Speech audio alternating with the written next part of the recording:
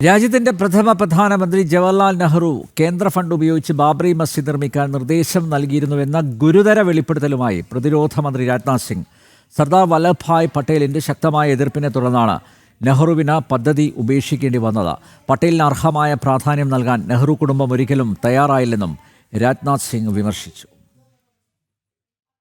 രാജ്യത്തിന്റെ പ്രഥമ പ്രധാനമന്ത്രി ജവഹർലാൽ നെഹ്റു കേന്ദ്ര ഫണ്ട് ഉപയോഗിച്ച് അയോധ്യയിൽ ബാബറി മസ്ജിദ് നിർമ്മിക്കാൻ ആലോചിക്കുകയും അതിന് നിർദ്ദേശം നൽകിയിരുന്നുവെന്നുമാണ് കേന്ദ്ര പ്രതിരോധ മന്ത്രി രാജ്നാഥ് സിംഗ് ചൂണ്ടിക്കാട്ടിയത്. ആഭ്യന്തരമന്ത്രിയായിരുന്ന സർദാർ വല്ലഭായ് പട്ടേൽ മാത്രമാണ് ആ നീക്കത്തെ ശക്തമായി എതിർത്തത്.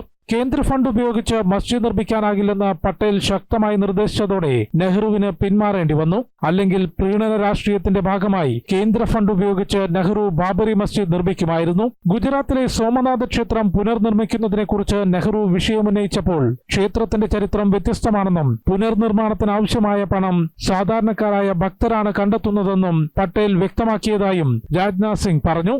സർദാർ വല്ലഭായ് പട്ടേലിന്റെ 150-ാം ജന്മവാർഷികത്തോടനുബന്ധിച്ച് വഡോദരയിൽ ഏകതാ മാർച്ചിൽ സംസാരിക്കുകയായിരുന്നു അദ്ദേഹം.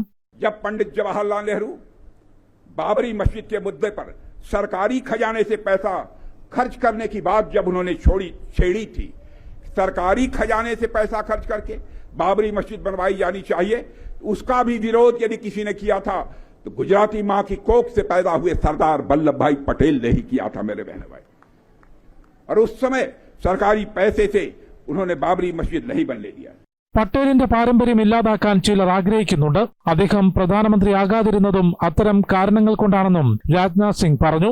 നെഹ്റു സ്വന്തമായി ഭാരത് രത്ന അണിഞ്ഞപ്പോഴും പിന്നീടുള്ള കോൺഗ്രസ് സർക്കാരുകളും പട്ടേലിനെ മനഃപൂർവ്വം മറന്നു. എന്നാൽ നരേന്ദ്രമോദി സർക്കാർ സർദാർ വല്ലഭായ് പട്ടേലിന്റെ തിളങ്ങുന്ന ചരിത്രം രാജ്യത്തെ ഓർമ്മിപ്പിക്കുകയാണെന്നും രാജ്നാഥ് സിംഗ് വ്യക്തമാക്കി.